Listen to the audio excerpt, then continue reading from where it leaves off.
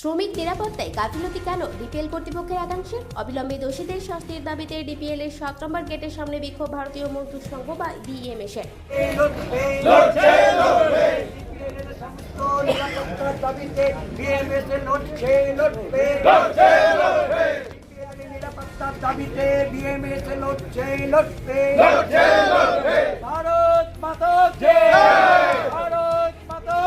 চলতি মাসের 14 তারিখে ডিপিএল এর 7 নম্বর ইউনিটের কুলিং টাওয়ারে পড়ে গিয়ে মৃত্যু হয় 2 ঠিকা শ্রমিকের।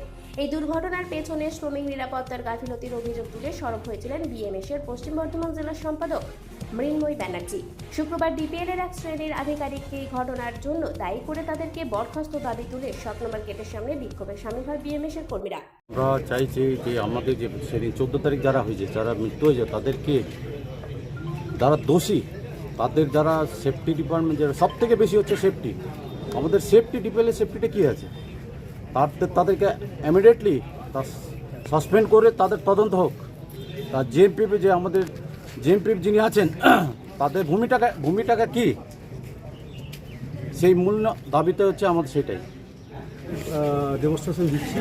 সেটা হচ্ছে যে ডিপিএলের যে 14 তারিখে যে অ্যাক্সিডেন্ট ঘটেছে, বিনা সেফটি প্রিকশনসে শ্রমিকদের যেভাবে জীবনহানি হচ্ছে, তারই প্রতিবাদে জিএমপিপি এবং আমাদের সেফটি অফিসার এদের সাসপেন্ড করে সঠিক তদন্ত করে কারখানার নিরাপত্তা, শ্রমিক কর্মচারীদের নিরাপত্তার ব্যবস্থা দৃঢ় করা হোক, তার দাবিতে, মূলত তার দাবি নিয়ে আমরা এই ডেমনস্ট্রেশন দিচ্ছি। ওনারা এসছেন? কারা?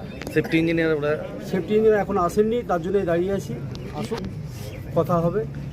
যতক্ষণ না এই দাবি মানা হচ্ছে ততক্ষণ আন্দোলন জারি রাখার হুঁশিয়ারি বিএমএস নেতৃত্বে।